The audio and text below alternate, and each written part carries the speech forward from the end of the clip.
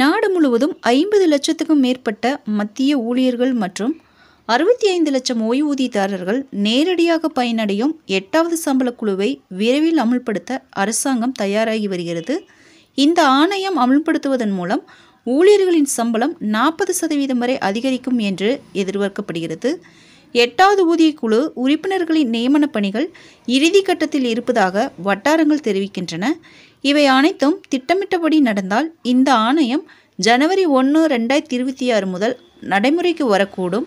இது ஜனவரி 2025 அறிவிக்கப்பட்டது. ஆனால் இப்போது மத்திய அரசு அதை முறைப்படுத்த வேகமாக செயல்பட்டு வருகிறது.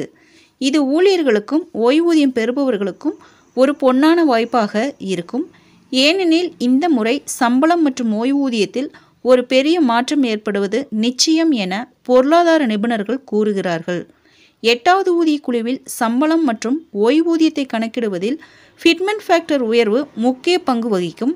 ஃபிட்மென்ட் ஃபேக்டர் என்பது அனைத்து ஊழியர்களின் சம்பளத்தையும் ஒரே சீரான அடிப்படையில் அதிகரிக்க உதவும் ஒரு பெருக்கியாகும். 8வது ஊதியக்குழுவில் ஃபிட்மென்ட் ஃபேக்டர் எந்த அளவில் இருக்கும் என்பது குறித்து மத்திய அரசு இன்னும் அதிகாரப்பூர்வ அறிவிப்பை வெளியிடவில்லை. எனினும் இந்த முறை ஃபிட்மென்ட் ஃபேக்டர் 1.90 முதல் 2.80க்குள் இருக்கலாம் என்று மதிப்பிடப்பட்டுள்ளது. 2.5 என்ற ஃபிட்மென்ட் ஃபேக்டரை அரசு நிர்ணயிக்கும் என பல தரப்பினர் தெரிவித்து வருகின்றனர். ஃபிட்மென்ட் ஃபேக்டர் 2.5ஆக நிர்ணயிக்கப்பட்டால் ஊழியர்களின் சம்பளம் 40% வரை அதிகரிக்கக்கூடும். 8வது சம்பள குழுவின் சலுகைகள் ஊழியர்களுக்கு மட்டும் மட்டுப்படுத்தப்படாது. நாடு முழுவதும் உள்ள 65 லட்சம் ஓய்வூதியதாரர்களும் இந்த ஆணையத்தின் கீழ் அதிகரித்த ஓய்வூதியத்தின் பலனை பெறுவார்கள். குறைந்தபட்ச ஓய்வூதியம் அதிகரிப்பதை உறுதி செய்யும் வகையில் ஓய்வூதியத்தில் திருத்தம் செய்யப்படும்.